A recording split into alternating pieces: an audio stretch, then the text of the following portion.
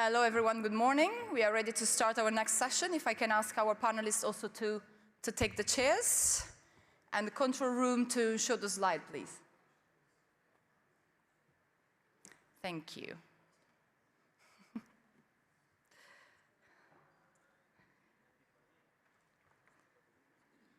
Yes, there were long queues for coffee, so pretty sure people will come soon.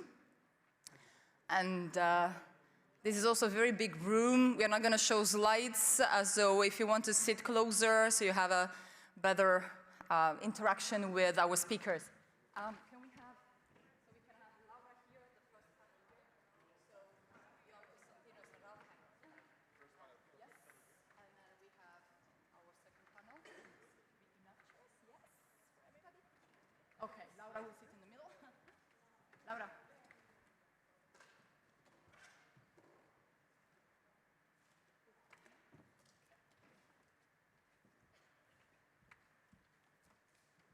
So welcome.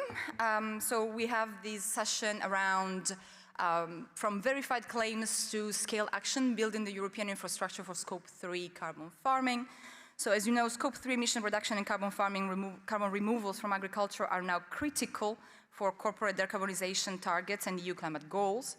Yet the path from credible on-farm reduction to market-ready claims remains fragmented. So we prepared a session for you in which we will discuss which factors are currently preventing proven on-farm interventions from scaling into measurable emission reductions or removals, and deep dive on emerging landscape-level collaborations, blended finance and supply chain approaches. So I hope this will meet your expectations for this session.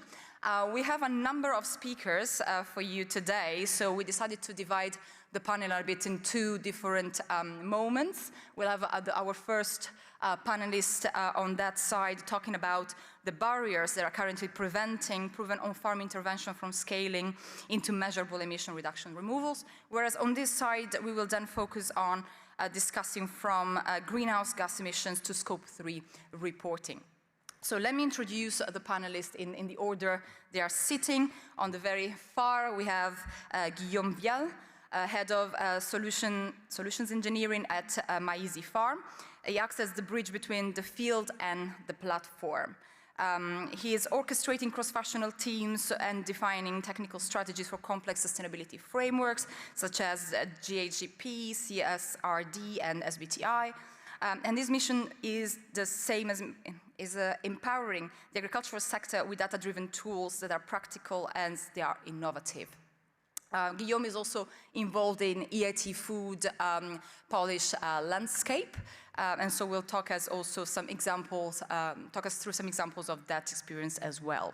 Then second, we have Konstantinos Dimitriou, the technical lead at Padova, an Amsterdam-based startup specializing in certifying Scope 3 impact across the agri-food supply chain. Its current focus is on partnering with large CPGs and fertilizers producers to design large-scale emission reduction programs, deploying field-level technologies and building the robust chain of custody models needed to verify that impact through the supply chain. And then we have Dr.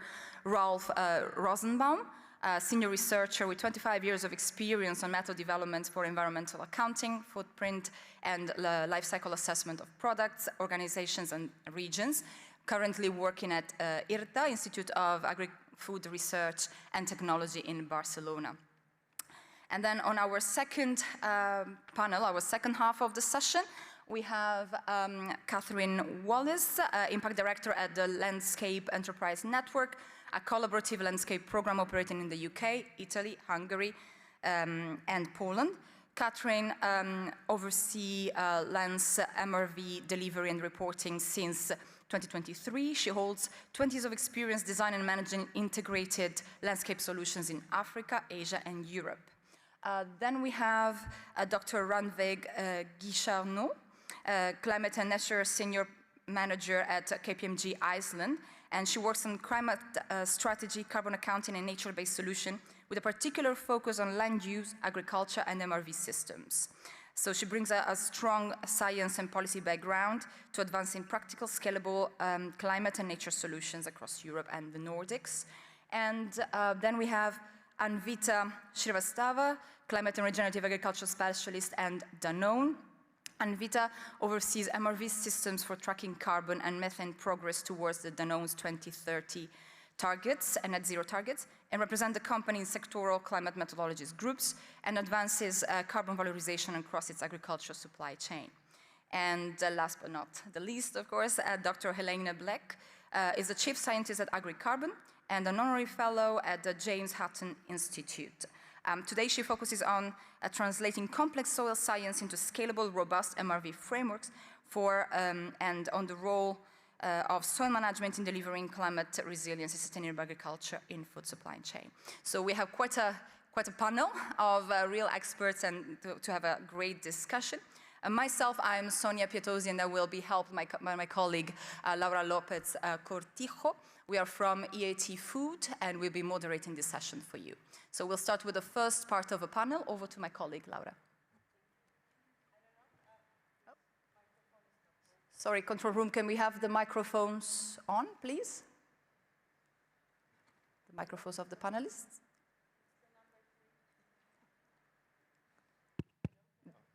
Okay, maybe you can.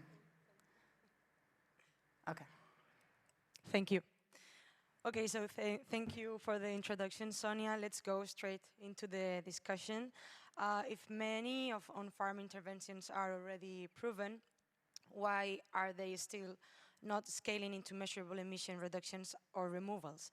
So that's exactly what we want to unpack today, what is really blocking that transition from action at farm level to credible, measurable impact at a scale. So I'll try to keep us focused on concrete barriers, but also what can realistically unlock them. So let's start with the foundation of all this, the measurement. So the first question is, why do companies still struggle to calculate their greenhouse gas emissions accurately, especially on Scope 3? And what are the key barriers today? Maybe Konstantinos, you want to start?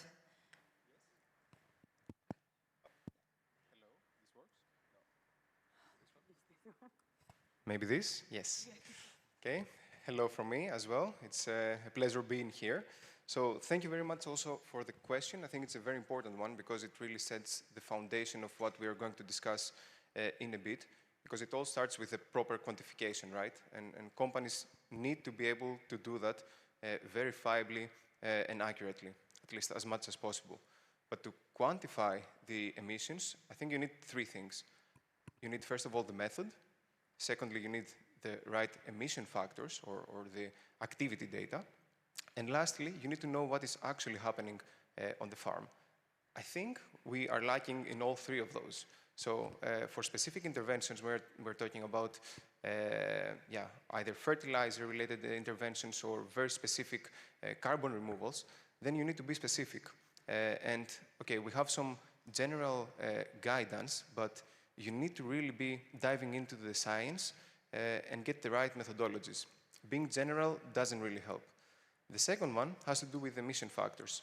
And of course, we have some guidance on tier 1 or probably tier 2, but when you're really going deeper into interventions, you need to have a proper repository that is widely accepted, science-based and all things related to that, so that you can support your emission claims.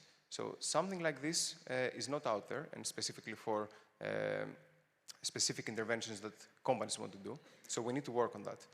And the third one is actually getting the data that are relevant to a company, so their Scope 3 data, accurately, so that they can make their calculations. So there is typically a disconnect between what is happening on the farm and the traceability of this data to the companies. So this is kind of a systemic issue that I think we need to adhere to. Okay, thank you. Do you want to continue, Guillaume? Yeah, thank you. I just wanted to maybe step back just a little bit on what you just said, because when we are asking the question on why companies struggle when it comes to GHG accounting for Scope 3, I think we should have in mind also the context. When it comes to crop production for Scope 3, it's about organizations which collect only one single crop on the farm, producing a rural crop rotation. it's generally organizations which are quite far from the farmers, so they are not sourcing or rarely sourcing directly from the farmers. You can have intermediate in the middle. So it can explain also low traceability and low data or primary data available. And often they also have to report for their clients against different standards. So I think this is a context. And somewhere the companies are struggling to somewhere put in place the right infrastructure to collect once the required minimum data set that they will be able to use to report across different standards and across different frameworks. So yeah, just wanted to comment on this. And I think the key thing is that on the ground, working with projects, with farmers, we don't have a lack of practices and skills in terms of being able to make it happen. It's more really an issue of collecting the same data 6 times because there is 6 crops in the computation and having to report 6 times for 6 different corporates or clients at the end. Okay, thank you, Guillaume. Ralph, from your methodological perspective. Yes, thanks a lot for the invitation to be here and perhaps to add to the points already brought. I think one important point is it was also brought up this morning by Kirsten Dunlap. We still are very much in a context of commodity. So scope 3 has a lot to do with which products I buy. And a lot of these come from a commodity market, which doesn't necessarily mean I know who produced them and how. And in trying to find a way to move from commodity logic more to an actor logic and more direct connections, maybe long-term instead of market price changing all the time, sort of long-term connections, could help increase the data flow and the information flow and perhaps also the helping. I think another point is that the finance, it's not new, but I think it's also important in this context. The finance doesn't reach the farms. There are lock-in situations of all kinds. A lot of the farms are too small, perhaps, to access certain ways of financing, which is probably also something that needs to be addressed. And that also relates a little bit to this commodity logic, where sort of smaller farmers might be hidden somewhere in the supply chain. And I think the most important point from a more technical perspective, which is what I wanted to bring here today, is that we have a lot of accounting methodologies that almost compete with each other. So we have 3 different perspectives. We have product versus company versus territorial or national accounting. And for all of these levels, you find a multitude of standards. So I tried to figure out just how many ISO standards you can find for product footprints, and it ended up being about 25. So it goes as specific as microalgae, how to do a carbon footprint for microalgae. So I think we have a diversity that is probably too large and too difficult to follow, both on the standards, on the accounting standards, but also on the legislation requirements. So for example, if you do a carbon footprint for an organization, when do you use market-based electricity modeling? Just to give an example, which is very precise. And when do you use location-based electricity model? Depending on the standard you're using or the context you're working in, this can change. So I think we need to look for harmonization, and actually harmonization that goes way beyond carbon farming and just reductions and removals. Thank you, Ralph. This is really, really connected with this the following question. And it's that what would facilitate this harmonization that you are saying in carbon farming MRV standards, especially between the CRCF, the scope 3 and the voluntary carbon markets? I don't know if you want to keep continuing as you were. Yeah, perhaps I can try.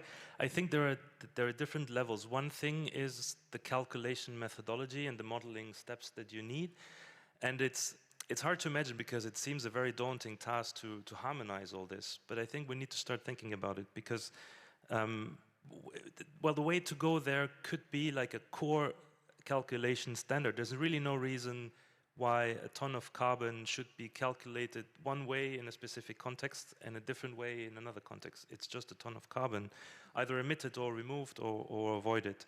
So technically, it's possible. Then there are other barriers which are not so much technical. But from a technical perspective, and I think we need that because now environmental accounting, and I really want to also insist that we're not just talking carbon. Environmental accounting is clearly scaling up, and the numbers start not adding up anymore between different accounting contexts. And that means that the dashboard that we need to sort of make decisions and steer, well, Spaceship Earth in the end, or its life support system at least, back on track, basically, it starts to give numbers that different decision makers don't see the same numbers in a sense, because it depends on the context they work in. And the second part, also technical, would be, I think there is a need for like a very big database of secondary data, emission factors, et cetera, which we need to develop, perhaps on an EU level to start with, and with national, let's say, sections with specific national emission factors or different levels. But it must be harmonized. There shouldn't be too many, let's say, organizations that issue emission factors and other secondary kind of data. Do you want to continue, Konstantin? Yeah, I will continue, and I think I will step on Ralph's points, because I really agree with them, and I think the message really resonates that we need to take a step back and try to understand on the EU level, or even higher level if we can, what a good methodology looks like, set some clear rules for that, and then probably design a repository of methodologies that are aligned with these kind of standards. So then you would have the very specific knowledge about specific technologies and interventions, but I would really leave that to the specialists. So I don't think the EU can find all the interventions out there and create methodologies for all of them. That's impossible. Probably you need to rely on the expert knowledge of companies, institutions that are out there and have been doing this kind of work for a long time, and essentially try to harmonize their methodologies. Just to take an example, we are working with the International Fertiliser Association, and we are working on a very, very specific technology that can help reduce emissions in the field related to fertilizers. So they're called nitrification and urease inhibitors, nitrogen stabilizers. And we have a whole scientific committee behind that, and even between them, they're very much, not in agreement always as to what needs to happen. So you really need to dive deep, but then you need your methodology on a higher level to align. So yeah, that's about it for my point. On top of what we just mentioned about harmonization, I will even discuss the concept of interoperability, in the sense of having different frameworks, different standards, where corporates, organizations need to report. There is a concept where we need to be able to have some equivalence, to be able to compare one report to another. So somewhere I think we should also discuss not only the harmonizations, which is required to have this interoperability, but also how we can make this interoperability feasible. How can we value one reporting in one context, in one framework, to another context? So I will introduce this concept of interoperability, which is maybe a bit different than purely the harmonization. On the second point, you mentioned about having some sort of generic emission factor database. I will even go a bit beyond, and not just emission factors, but maybe some sort of database of primary data, because when you are an organization and you want to tackle this scope 3, supporting farmers, you don't only need the emission factor, you need to understand the practices, what's going on the ground, and having access to such primary data, or at least a database of practices, or let's say raw data, might be useful. And in this context, there is a question on at which scale, because if we take the example of Europe, I think this morning during the plenary session, Elisabeth Werner was mentioning the CAP. From an operational point of view, and in the different programs where we, at least at MyZ Farm, we are able to provide solutions, such as the AIT food project we might discuss later. The CAP is very useful as an operational layer. We are able to leverage already a lot of data, which are very useful to put in place and to avoid to ask again and again the same data to the farmers and to reduce the friction. So obviously, when it comes to the scale, potentially you have already some infrastructure in place in Europe, such as the CAP, that are definitely useful to leverage this ability to put in place these programs. The challenge is not only on defining the standards, but making them workable across the very different realities. No? So let's now connect this to what ultimately matters, which is the scaling impact. And many emissions reduction removal interventions only scale if multiple actors across the supply chain act together. So yet the EU supply chain are often fragmented, non-linear, and lack coordination mechanisms. So how should these barriers be addressed?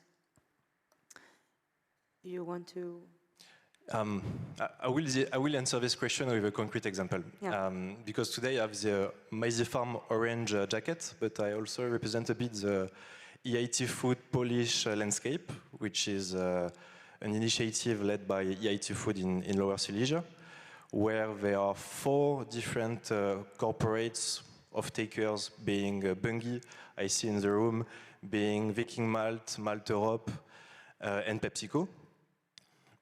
This initiative is quite interesting because these 4 organizations are supporting the farms and basically 5 different crops produced by the farmer. So each organization jumping in their own, let's say, value chain and financing the transition on the farm. This project typically, and obviously I will just give some numbers, but EIT Food here will be the best people to give you more info. It's a 2.4 million euros budget, 1.2 million being funded by EIT Food, excluding the premiums being paid to the farmers. So I think it's a concrete example of co-financing, public-private co-financing on the whole farm, not on a single crop, and as a good initiative or a good example of initiative to really work on a landscape and not only on a specific valuation. So to answer your question. For me, I think we need to understand better why these kind of interventions are not scaling and how we could essentially help do that.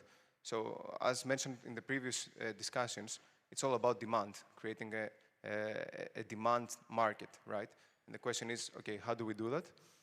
Of course, the farmers are the ones who need to implement, but at the end of the day, they are kind of forced or influenced by external signals, one being their buyers of the crops or whatever they're purchasing, or anyone else who can help them. So on the second one, I think, as we mentioned before, co-financing can play a huge role in this sort of interventions. And co-financing can come, of course, from the EU level, but I think we need to be looking not only in a short-sighted manner of carbon credits that, okay, I made this reduction or this removal, I got the credits, the money, and then that's it. I think we need to start looking on the long term as well, so that this kind of co-financing programs actually help make the change last after these incentives are gone, which there will be after a few years.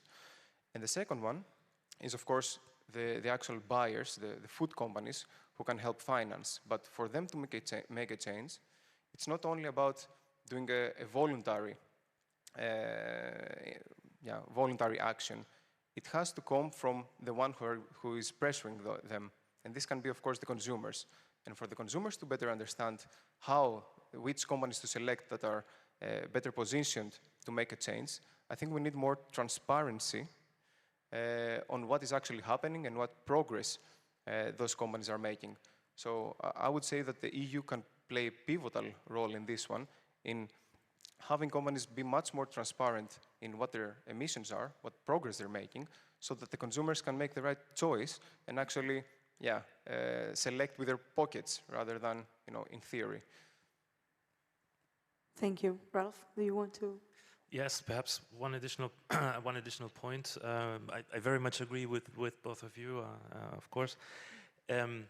So when we talk about incentives and the upscaling or the barriers to upscaling, or in that sense, I'd like to connect this discussion also a little bit to last year's Carbon Farming Summit, where the motto was a little bit in the direction of building trust. And I think building trust is a human part, but it also has a technical component. I'm sorry, going back to technical things.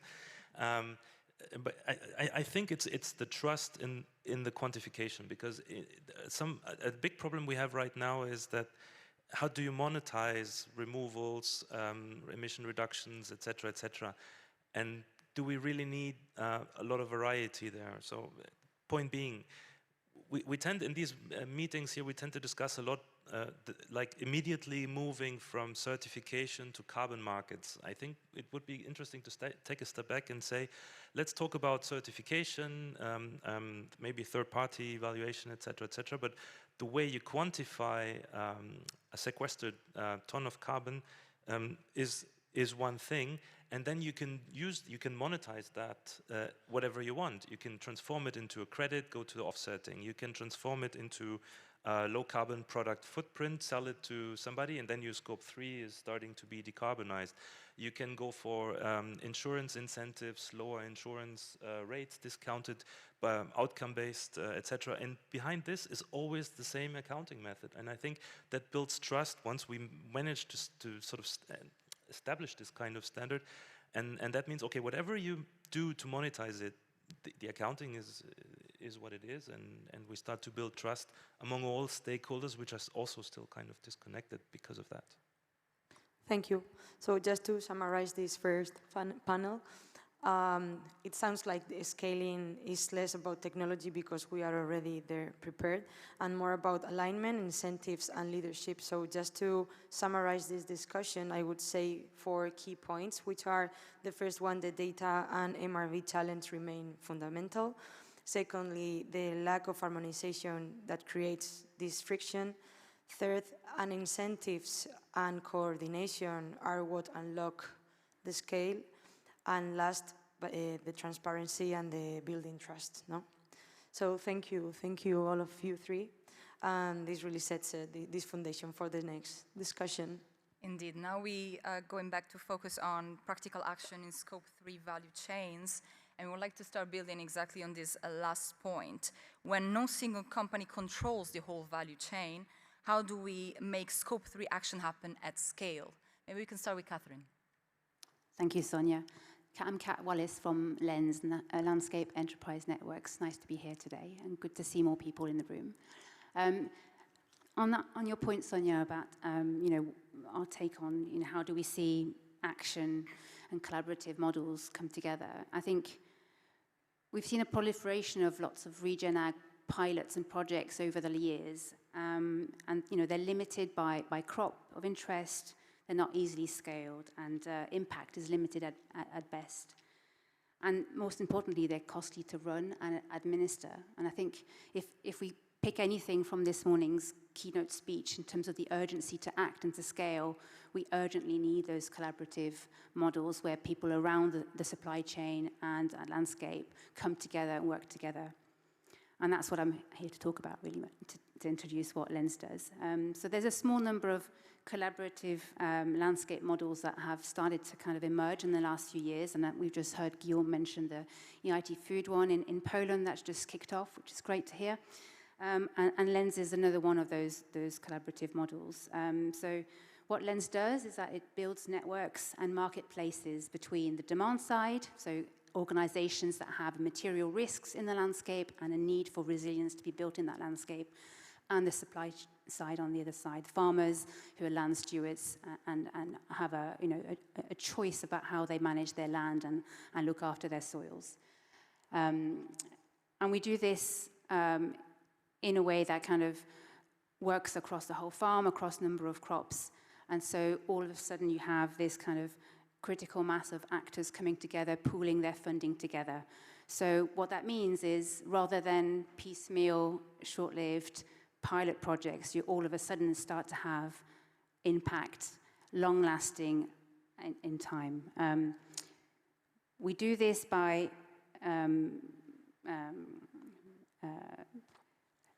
bringing together, basically understanding what are the shared outcomes that each of those stakeholders want to gain from that landscape. So if you're a food and beverage company, for example, you might be looking at the resilience of your supply chain. If you're a water company, you might want to reduce your costs linked to water treatment plants.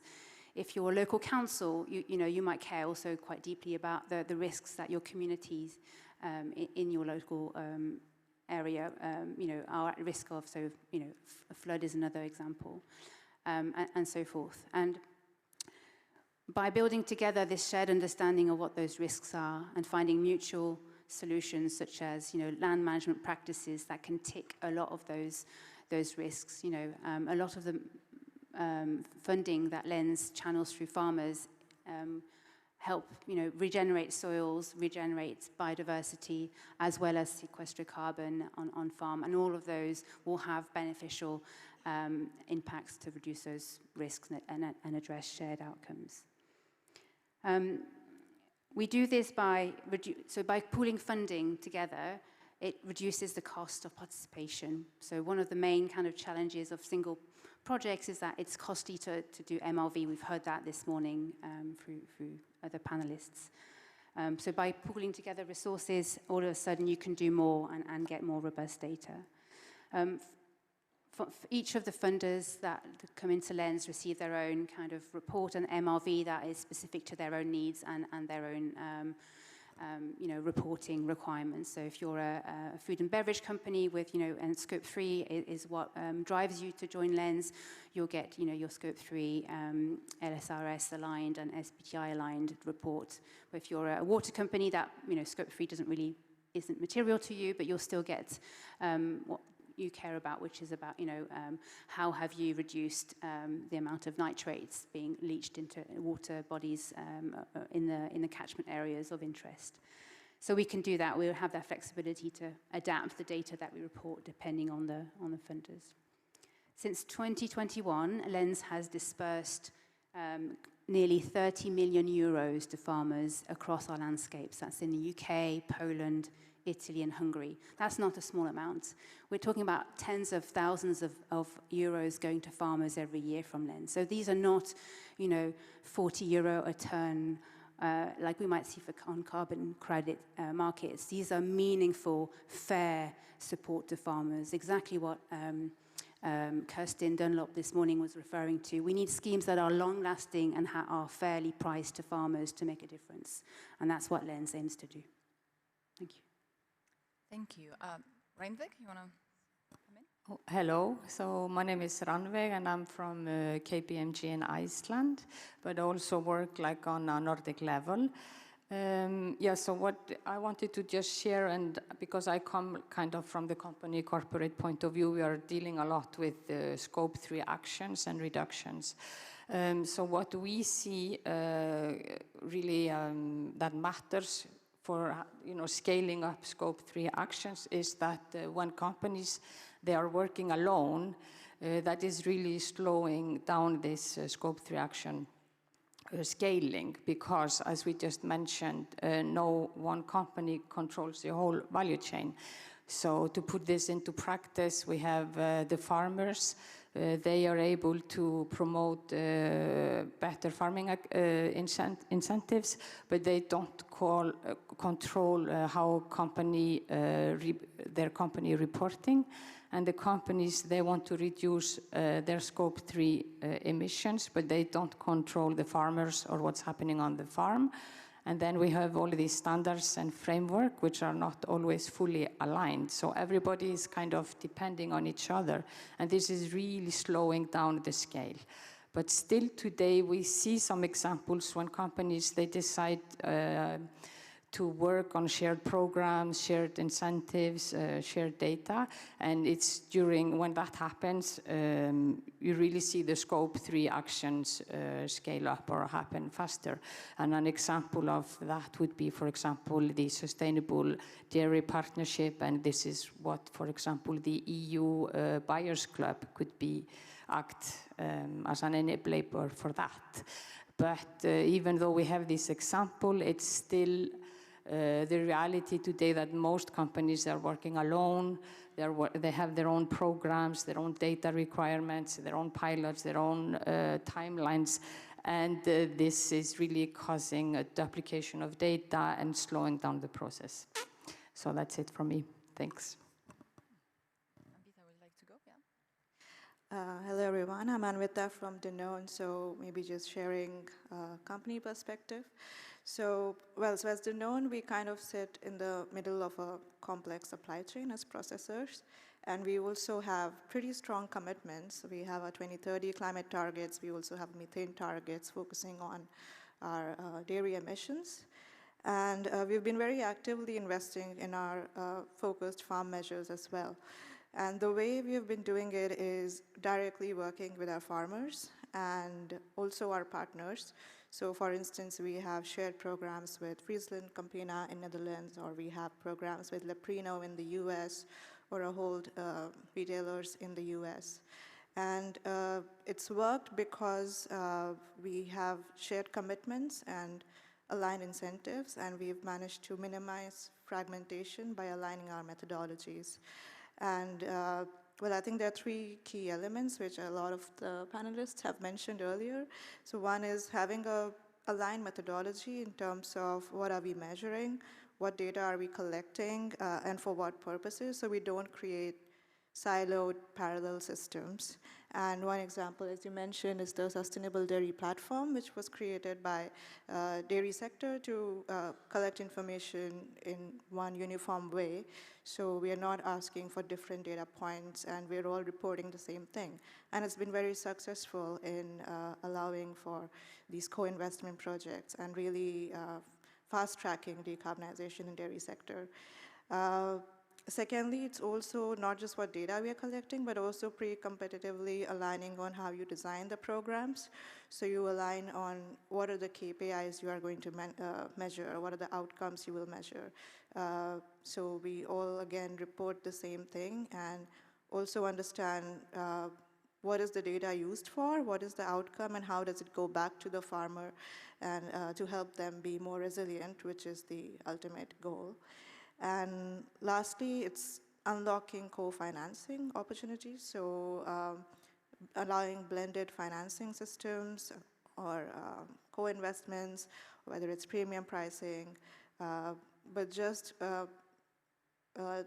getting rid of the fragmentation and allowing coherence in the system can unlock a lot of potential, is what we have seen from our experience. Thank you. Yeah, go ahead, Elena. Hi everyone, I'm at the opposite end of the chain to everybody else. I'm from AgriCarbon, I'm chief scientist, and we're the company trying to collect the primary data to feed all the way up this chain to these companies for the reporting. And I found it a very interesting exercise of, as a soil scientist, how to figure out how we generate the right data, whether it's soils, samples, carbon stocks measured, whether it's process modeling results, whether it's remote sensing. We all as scientists come up with how we think this technology works and how it should be applied. But actually what I have learned, a very hard lesson having moved from academia into the commercial sector, is you really have to start thinking a completely different way and trying to understand and actually address the specific requirements that these companies each individually need to report the different requirements that they want, but still generate the same fundamental data, as someone mentioned earlier on, with the same methods that has the same robustness that can have multiple use. That's not only because we think, I think we all think we have to generate good, reliable, robust data of the highest quality, but we've also got to do it to reduce costs and to reduce the burden on the farmer. And I'm going to give you a little anecdote here. As a company that goes out to farmers' fields to collect soil samples, there have been many instances in the last few years where our field samplers are going out to the same field, to the same farm, within the same season to collect the same data for 3 or 4 different companies. We have to find a way to stop that. We have to work together to do that. So I'm also going to give you another example of how I think that might be happening. I've heard some really nice examples about how we need to work pre-competitively, how we need to work collaboratively. I am part of something called the Carbon Task Force, which has been brought together by the UK government to bring companies, food and drinks companies, supermarkets, MRV companies, etc., interested parties together to try and tackle these issues. And one of the things that's been coming up, which you may have seen, has been the idea of a UK baselining project. The idea of generating pre-competitively and in combination with the government, sufficient data from sufficient farms to be able to start to generate baseline data for these sorts of reportings. Now, it's not there yet, and there's lots of discussions going on. It may or may not happen, with lots of questions about representativeness, etc. But I do think it starts to demonstrate that we need to think very clearly about how we go about MRV. The space is moving very radically. It needs collaboration. It needs pre-competitiveness, and it needs us to think big. And the more we think about that, the better. And I'm going to flip that and say, one of the things I'm really noticing from this summit, as the previous summits, is we are starting to think beyond the field. And we need to think beyond the farm, and we now need to think much more at regional and national level, and what the benefit of working collaboratively at those scales can bring to this. I'll stop there. Thank you, Lina. Actually, I'm going to continue with you with the next question. Do you see a risk that without clearer guidance on how CRCF credits apply to a company's Scope 3, companies might not be incentivized to engage actively? So you gave us so many nice examples. So what kind of risk you see? Okay. I think, interesting enough, this question came out of an earlier discussion and an earlier stage, I think, in the process of the CRCF evolving. And I myself, I'll be perfectly honest, was looking at the development of the CRCF and thinking, I can't see how this is going to fit into the current landscape. And the reason why I was saying that is coming from a company that's working in 18 countries, God knows how many soil samples we've collected, working with many of the companies sitting here, all at pace starting to figure out how to baseline for the Scope 3, or really starting to baseline for their Scope 3. Because these companies have commitments to start this in earnest next year. This is not something that's going to happen in 5 years' time. And the CRCF, I think, I was thinking it's operating at a much slower timescale. However, I have readjusted my view in the last 6 months, and I think somebody earlier illustrated this. I'm now starting to see that the CRCF, I see that almost like as an insurance policy. There's an opportunity with the CRCF for people who want to go down a credit route.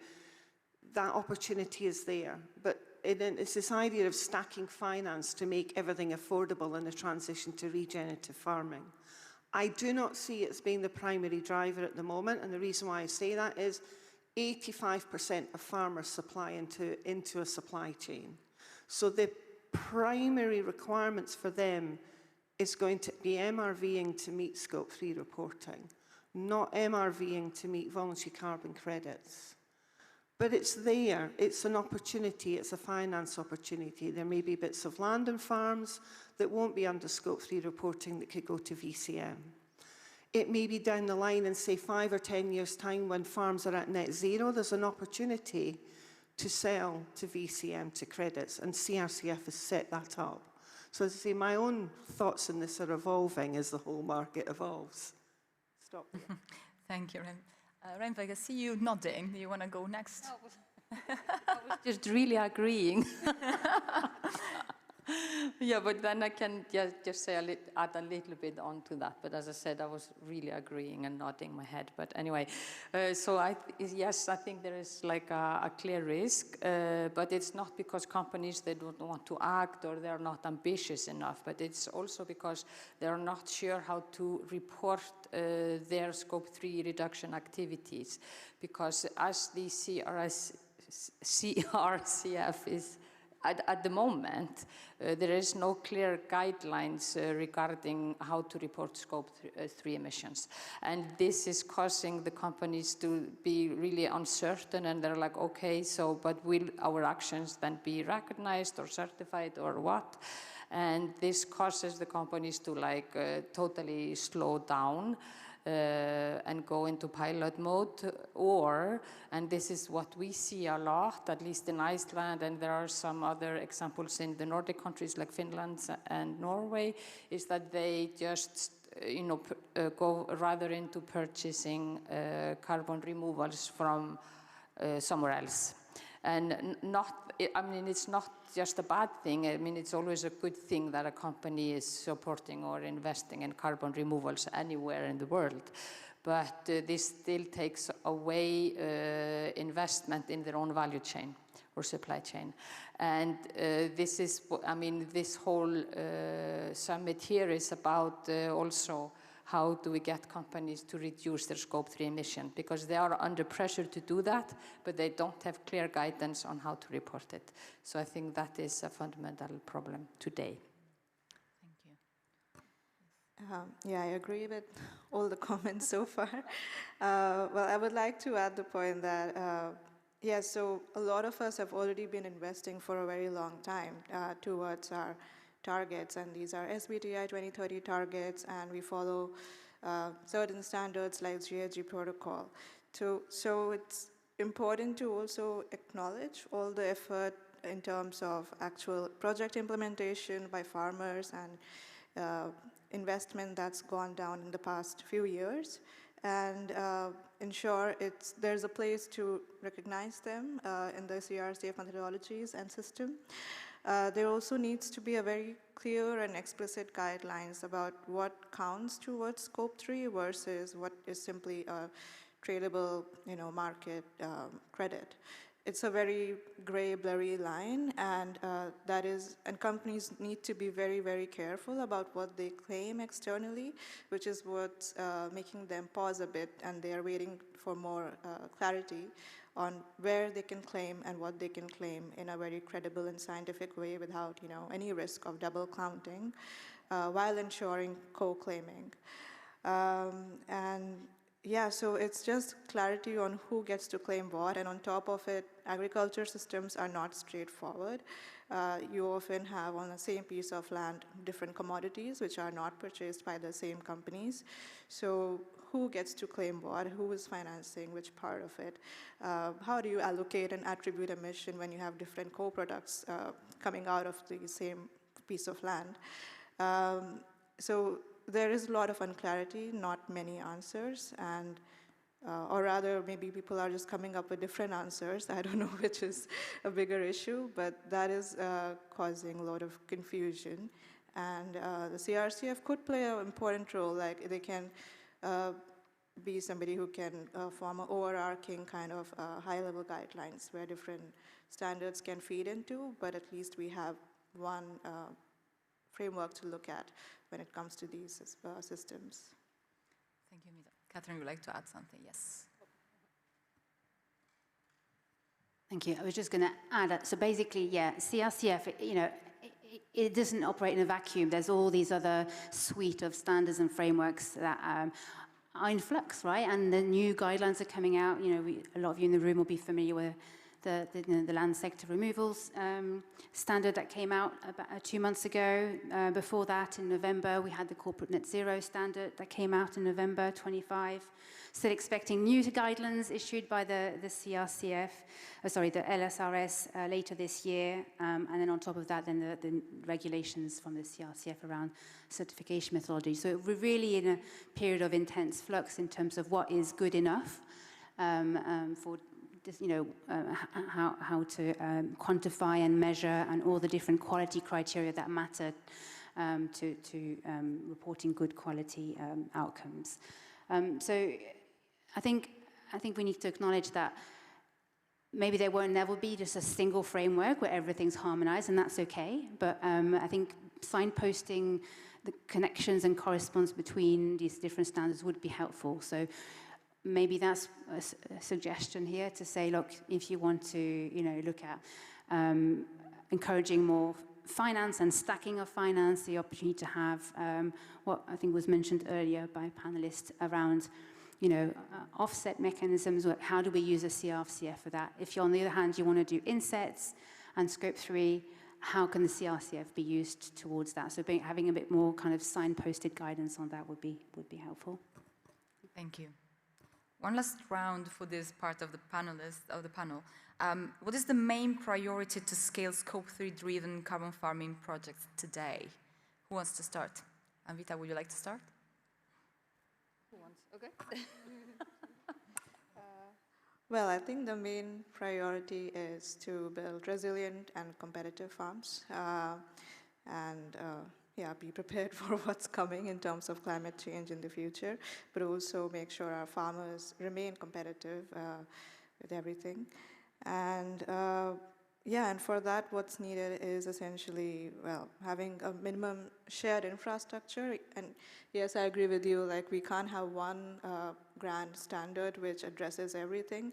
There are different tools and standards which address different agriculture systems, but we need to have some sort of interoperability between the methodologies and MRV systems.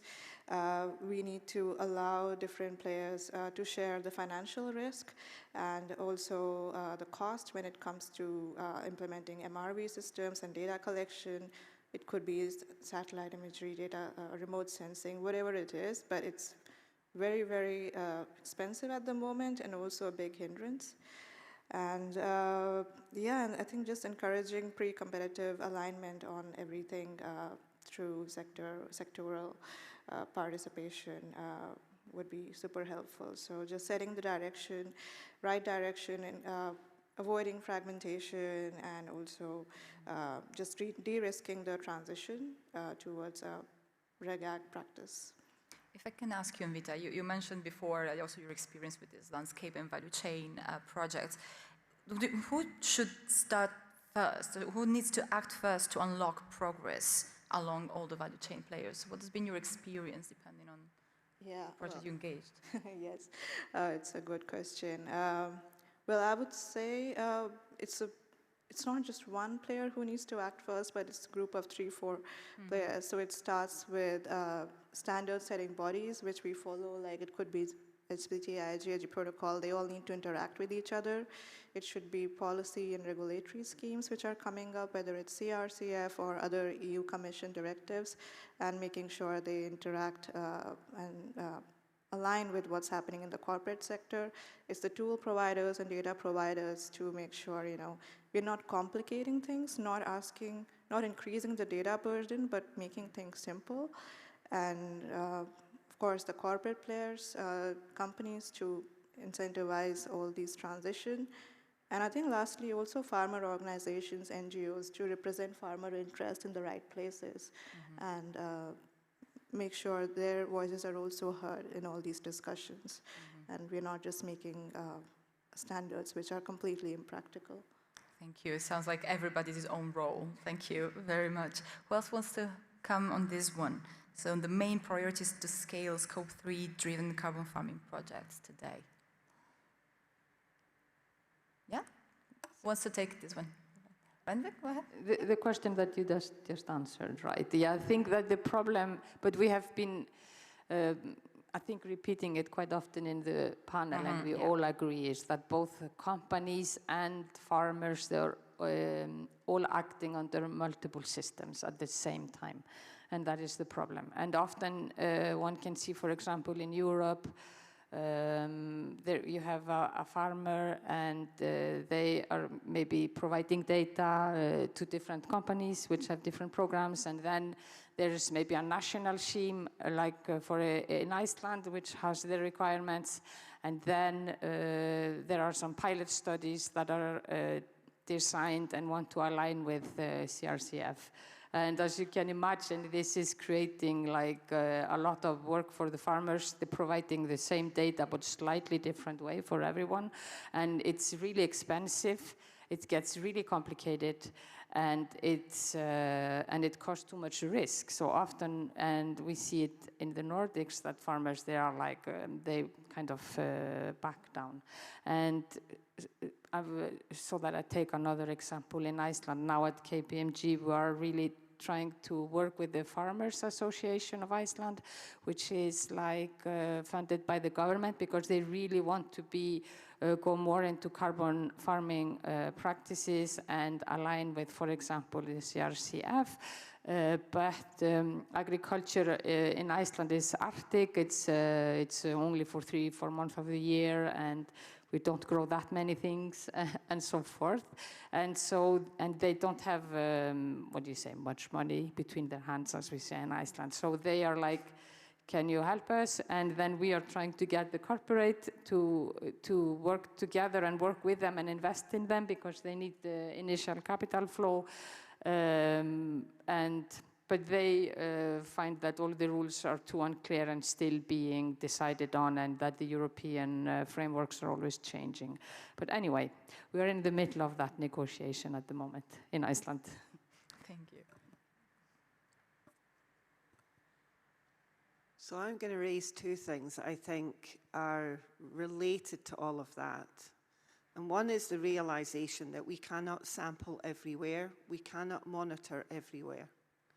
So how do we deem what's representative? And I think that's a key question going forward. We have to devise MRV schemes and reporting schemes that we're confident in the outcomes, but we have a reality that we can't sample everywhere. And I don't have the answer for that one yet. We've been scratching our heads in the UK task force when looking at the land sector removals standard. How do you deem what is a representative farm? I think that also comes back to reducing the burden on the farmers. There is no way we can expect farmers to produce the level of data that we're currently expecting, particularly for voluntary carbon markets and increasingly more for Scope 3 reporting. So do we do a lighter touch data reporting across more farmers, or do we intensify data reporting across a smaller number of farmers? And the second point I'm going to put then into that mix is, our national governments collect a huge amount of data already in farming systems that could vastly reduce the burden on farmers, radically reduce the cost of MRV, if we could find a way to open those data up. I'm going to stop there. Thank you. I don't know if, Catherine, you want to add anything, or all the points have been covered? No? Okay.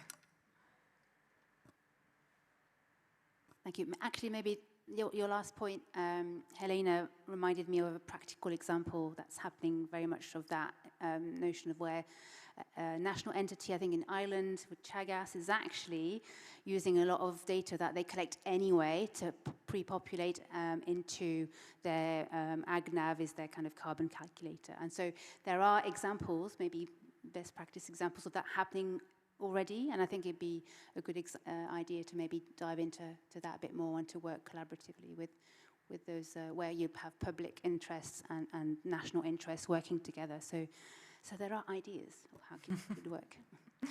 Thank you. Can I check at this point if there are any questions in the audience? Any thoughts or questions? Yes, please. I'm not sure. There are microphones. I will come to you. Does this work? Yeah, great. A couple of questions from the audience. Please, if you can tell your name and your organization. Thank you. Yeah, thank you very much. Julian Kremers from Secana. The overarching theme of the panel was the question, how do we make Scope 3 scale? And one big problem that we've seen is that the existing Scope 3 methodologies are rather vague, especially if we compare them to the existing voluntary carbon market standards. Now we see that CRCF is copying a lot from the voluntary carbon market standards, and at the moment seems to be supporting rather these efforts. So how do we now bring the specificity that already exists from these offsetting efforts towards the Scope 3 world? And one specific example there, one problem of reconciliation is the different types of accounting, whether we talk about intervention accounting in the offsetting world versus inventory accounting in the Scope 3 world. And one very specific example with respect to that is the question of the baseline. When we typically talk about intervention accounting in offsetting, we have to look at what are the business as usual emissions and removals. So what would have happened if there was no change, and what happens now with the change being implemented. Now with Scope 3, we typically have a base year where we set an historic baseline, and then we always want to refer back to that historic baseline. Now, just having a base year from a, for example, soil carbon perspective is very difficult, because within just 1 year, it's very difficult to see what is the trend of soil organic carbon. We typically need multi-year periods to actually establish that, to then see how can we stop soil carbon emissions, how can we actually build up removals on that. And Helena, you mentioned this initiative from the UK government to set up a baseline. And so my question is, this type of baseline, would that be accessible for Scope 3 to look at what are the soil carbon emissions over multiple years that then companies can scale on? And how can we then reconcile that with other types of accounting that look more on the intervention level? Thank you. I was waiting for somebody to say intervention and inventory. I stopped myself to not make it too complicated, but it's an excellent point, Gillian, and I'm glad you've brought it up. So the UK initiative has brought together many different companies and organisations who are particularly focused on Scope 3. So at the moment, the key thought is inventory. Inventory. But being realistic here, most people want to understand the value of the investment they're putting in to transitioning to regenerative farming. So it's not like a credit system. They want to know, if I'm going to invest in a farmer to change their practice, what am I getting in return? How valuable is it to my company? And that starts to bring in the intervention component. So that's a horrible way of saying it's not straightforward yet. So I think in the UK, we're very early stages in discussing which way this would go. The easiest way to go is to do an inventory and start from somewhere. That would be better than nothing. But now, this is me putting my scientific hat on, and this is purely off the cuff. I do think we need to start thinking about MRV much more as a rolling programme. And what is the opportunity to use it as a rolling programme to start to then introduce interventions and understanding how interventions actually influence carbon emissions reductions and removals. At the moment, we're very fixated on annualised reporting through modelling and resampling at 5 years. And I actually had a conversation about this earlier. I do wonder if we need to start to think more flexibly in terms of how the resampling, whatever that happens to be, is actually introduced. I'm going to mention this tomorrow, and I will mention this now. I do have a slight concern that if we only focus on inventory and therefore do not understand how management is influencing emissions reductions and removals now, in the near term, we're going to lose a massive opportunity to understand how regen farming and what groups of management practices are actually causing emissions reductions and removals. Because we're trying to reduce MRV down to its absolute simplest and its least cost. But that means we are losing the inventory component. Sorry, I said the wrong way around it, the intervention component.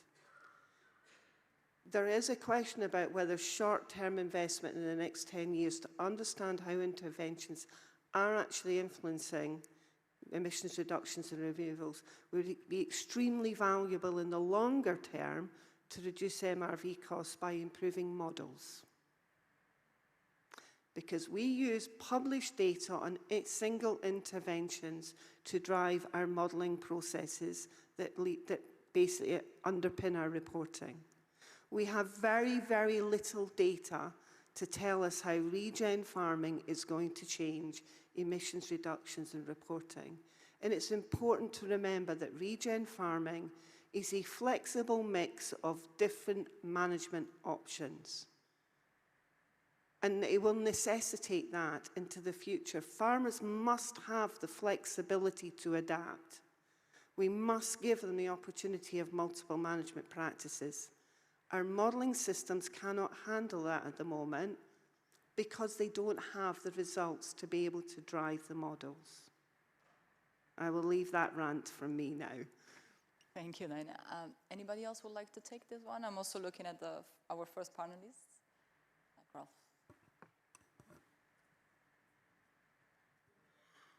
Yes, it's a good point. I just wanted to say that the intervention accounting and the scope 3 accounting, they're not as opposed or disconnected as it seems. Maybe this is also not the point that you were making, but I think what sometimes seems to be missing in the whole discussion is that these two are in a way in competition to each other.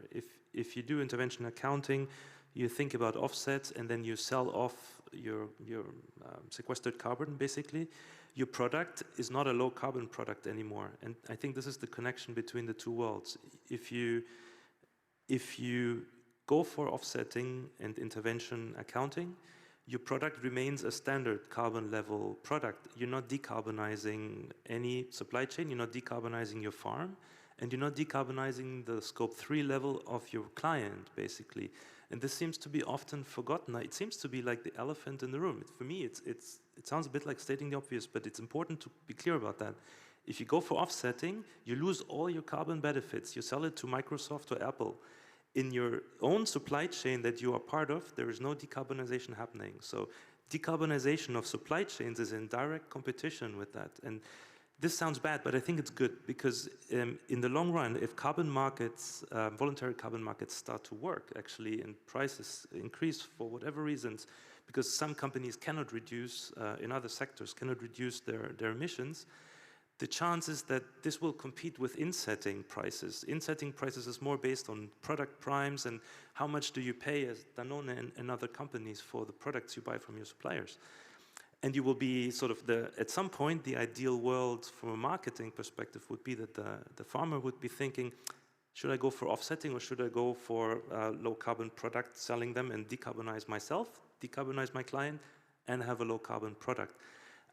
It seems obvious what the answer will be, but the two will be in competition and hopefully this will create additional incentives. For me personally, maybe this is a bit party bomber, but I think the interest in carbon market is to create this kind of competition and having other sectors compete with the food sector if we talk about carbon farming. So this, if it works out, this should be interesting. Thank you. I think we have a public We had question. a question here. Thank you. I'm Marilou. We are currently running an EIT food project called Pass2CC, where we are looking at how to incentivize the small-scale farm to access the carbon market or environmental markets. So I wanted to hear your perspective on that, if you had some insight on especially the small-scale farm, and looping back with the question of the incentives. So what are the incentives for the farms? Because you pointed out earlier that now you collect data for scope 3 reporting and the company is needed tomorrow, but the benefits or the credits are going to come potentially maybe in 5 years, 10 years. So how to deal with this also timeline issue? Thank you. Thank you. So if you can have a quick answer so we take one more question at least. Who wants to take it? Catherine? Yeah, go ahead. I can have a go. Thanks, Marilou. I think you raised a really good point here about, fair compensation for farmers without having to wait a long time, between the moment that they invest in transitioning to more regenerative practices to the time where they get a payout. And that's one of the things that certainly the lens model is very acutely aware of and deliberately is not, therefore, a carbon credit model. And, we have what we call the resilience pathway, which is basically clearly and transparently shows farmers how they can be compensated or incentivized financially to participate in lens. And that is those at the very start of their journey that have to kind of maybe switch to different types of equipment, completely change how they view their rotations. We pay them on a practice basis. We think that's a fair way to share the risk. for farmers, whereas those towards the more advanced level of regenerative farming, and there's very set criteria of what that means, you know, they might have already invested in different types of machinery, they might have already done all the right things in the book, and, you know, it's still fair to continue to reward them for those practices, and so we pay them on a premium basis by hectare of land that has low carbon crops, for example. So it's sort of a premium aspect. So, and that there is no limit to the size of your farm. You do not have to be over a certain amount of hectares. It's open to any farm, regardless of your size, of your ownership structure. And I think that's one of the reasons why farmers do like to join our model, because it's very flexible and it's open to all, and there's no kind of criteria like that. Just very short about Iceland again, is that the Icelandic government, they have just released like a month ago some kind of compensation program for small farms in Iceland to enter the carbon market. But it's not like extremely high, but it's still something. And then us at KPMG, we are trying to get the companies involved to invest also in them, so they have this double funding. Thank you. I saw that Guillaume wants to come in. Yeah, I just wanted also to complement, because you mentioned paying farmers based also on practices, and I think this is an interesting part of Scope 3 project, because at the end, obviously, the organization on top should be able to report for GHG and so on, but it's mainly an agreement between the farmers, maybe the cooperatives in the middle, and the food industry.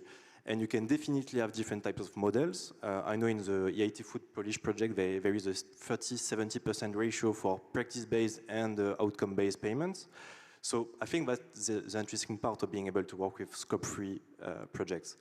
And maybe commenting a little bit on competing, offsetting, and if-setting, I think it's a bit, how to say, we should not compete offsetting and if-setting. It's an opportunity to fund the transition of the farmers using both insetting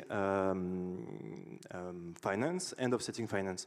Obviously, there are a lot of questions about how we avoid double accounting and so on, and we should have methodologies and frameworks to discuss these topics, but there is a real opportunity to use both offsetting and insetting to fund the transition of the farms in some crops or at the whole farm level using the offsetting. And when it comes to the discussion we had at the beginning about reducing friction on the farm, avoiding collecting data multiple times, when you have an offsetting programs running on the entire farm, it's a lot of valuable data you can use also for the insetting.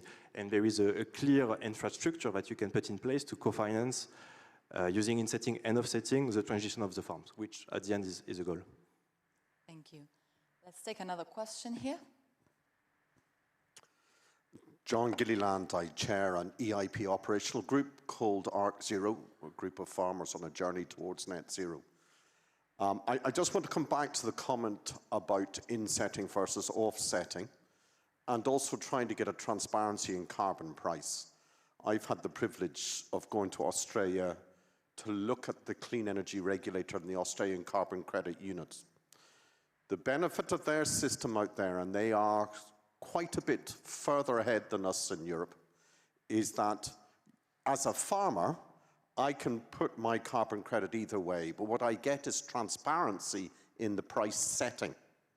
Is that normally I would want to do it as an inset because I produce food, but at the same time I want to know I'm getting a fair price.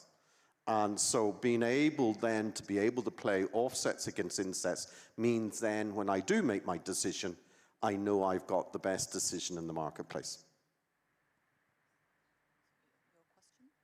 Well, it was trying to bring in the fact that Europe isn't the only one on this journey. Australia is also on this journey and actually is further ahead. And that's how they have overcome getting a fair price and the competition between insetting and offsetting. Thank you very much. Another question, then we have a bit of time. Just last one. Thank you. Matteo Vanzini from Climate Kick. Is going back to the point mentioned before and linked also with that inventory. This is called the Carbon Farming Summit. We talked about this kind of carbon taking it all and the tunnel vision and all of that. But we should make sure we are not optimizing only for carbon, forgetting that the best use cases for this data is actually what you do on farm. And so understanding the impact on your intervention, the resilience of a farm. So how do you strike, it's especially linked to what you were saying before, Eileen, but like how do you strike the balance between we need a cheap, reliable, robust MRV system for all this corporate reporting and carbon and emission, but at the same time, as we go there, it would be nice to give farmers more data about what you did there works, what did there doesn't, maybe you should do this, or and it's more about like a holistic, I think, version of carbon farming, which is region maybe or whatever, and maybe soil is more like soil health and not only soil carbon. Like, what's the balance? And if you believe there is a sweet spot in which we can provide the corporate with what they need, but also as we go there, giving farmers more data that might support also precision agriculture, whatever that might decide to do with those informations. Thank you. Anvita?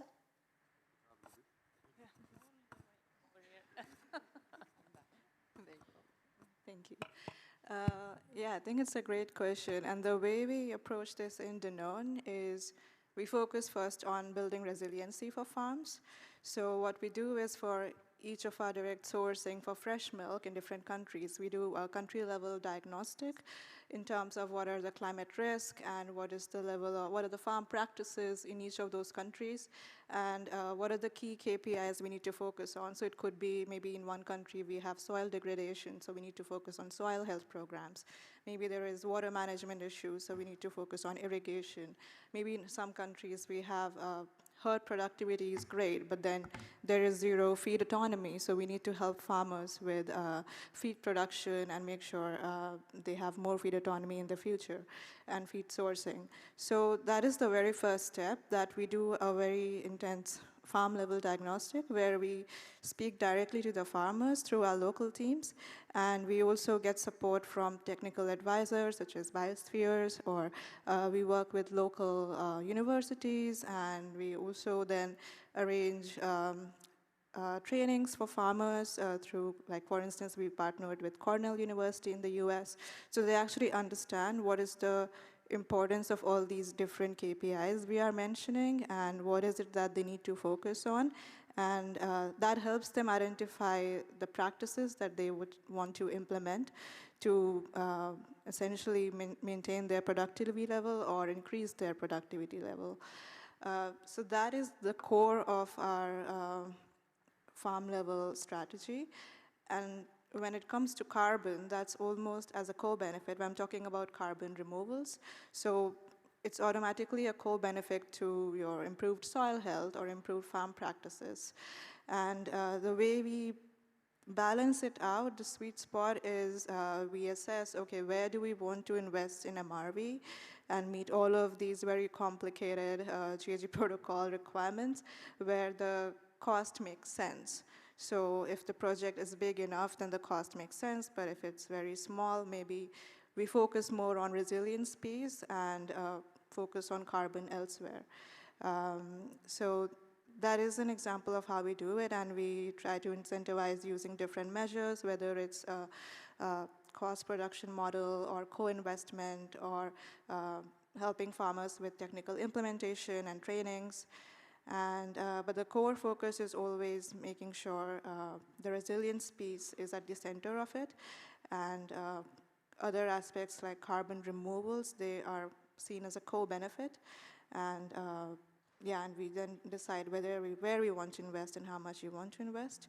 And I would also like to add on the topic of inset and offset that because we focus purely on our Scope 3 decarbonization, we do want to keep those benefits within our value chain, and there is always that competition of offset versus inset, and we are constantly speaking to farmers and understanding what is it that we need to do to compensate them in a fair way, and also comply with all the different requirements to keep these Scope 3 removal requirements within our value chain. Thank you. Thank you. Thank you very much, everyone. And let's go now. Yeah, Laura, over to you for our last question. Yeah, let's now zoom out a bit and look at the role of the system, and particularly the EU. So I will launch this last question, which is what role should the EU play in overcoming barriers to scale carbon farming and enabling affordable standardized MRV for Scope 3 reporting? And I would really like if you could think on 3 blocks, which could be the infrastructure and the interoperability, the governance and regulations, and the risk and finance. So I will.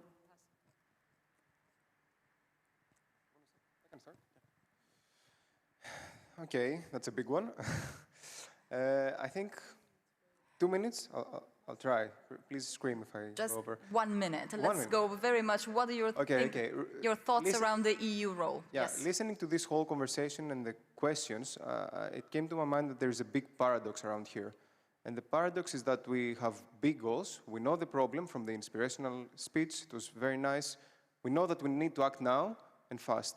But we are really relying on Scope 3 action, which is essentially the insetting market, which is, of course, voluntary for now, which I think if we want to act big and scale up, voluntary is not good enough.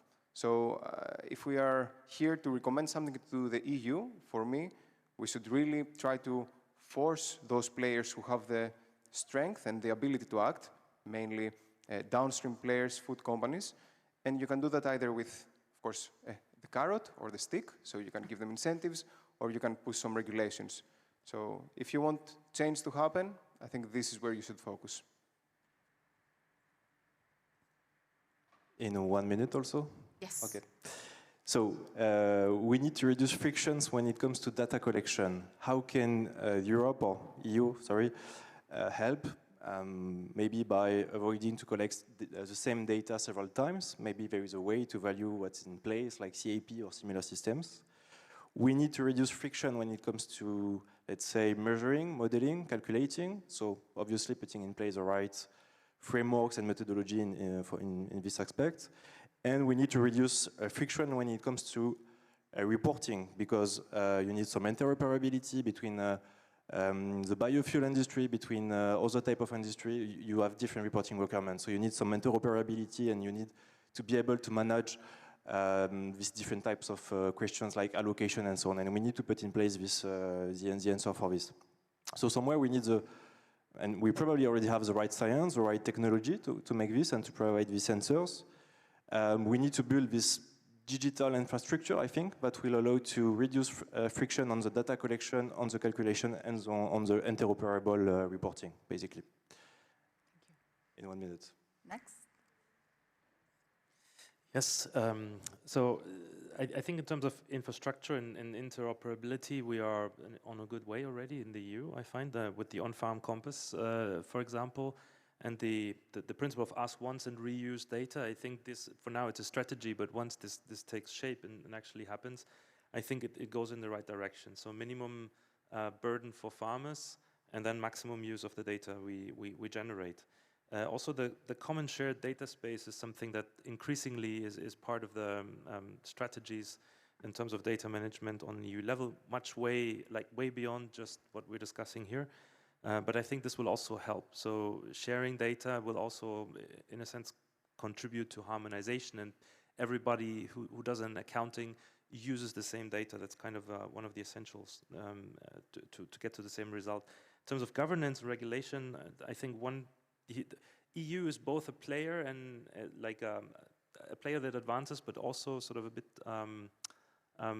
contributing to the diversity of way things are done. So I think the governance should be farmer focused. I think it needs to be more farmer focused and farmer involved, like co-development mechanisms where the farmer's voice has a much stronger, let's say, volume or stronger visibility and presence, and that's a little bit missing at this point, I find. Thank you. 1 minute. Okay. I'm going to talk about that third topic that you had on your list, blended finance, because I don't think we've spoken about that much, and I'll bring it back to what was spoken at during the keynote speech this morning about that messy middle, right? Connecting demand and supply, and how do we make sure that schemes are happening on the ground and scaling up and bringing more people together. I think there's a role for the EU in terms of their EU Buyers Club and perhaps any other kind of funding instruments that the EU has at its disposition, like Horizon funding, to really look at where do we want to support schemes and these difficult projects to set up. It's all fair and well to have data and technology and platforms to report and to trace things, but if you don't have a project to start with, there's not much to report on. So my recommendation would be think about the operators and find ways to support them financially. Thank you. Yes, so mine is quite short. I think that the EU should work as a system builder. I mean, we have all kinds of system currently. We have the greenhouse gas protocol for reporting. I mean, one of them. We have now the CRCF for certification. And then we have the EU sustainability corporate reporting, but not of them fully aligned. So I think that the EU, if they could find a way to bridge those systems, I think it would be really beneficial both for farmers and companies. Yeah, I'll also keep it straightforward.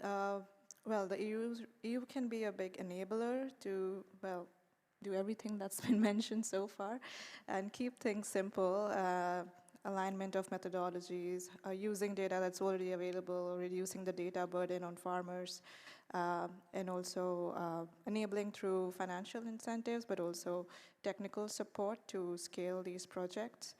And I think just creating interoperability across methodologies or MRV systems would really allow clarity on what needs to be done and minimize duplication of work and effort across all the different players.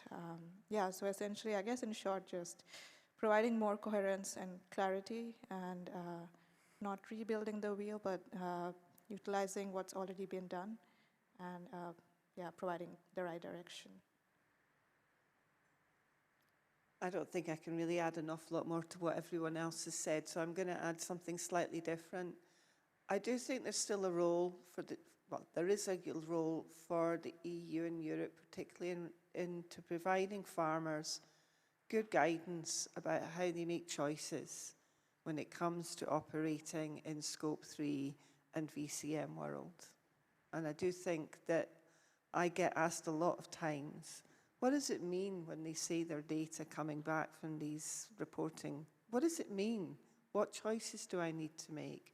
And I do think there's still a gap there. We need to help farmers through this journey as much as possible. Thank you. Thank you so much to all our speakers. I hope this was an interesting panel for all of you, and I will encourage you to connect with them during our lunch break and networking session later on. And thank you all for being here with us during this hour and a half. Have a good summit. Thank you.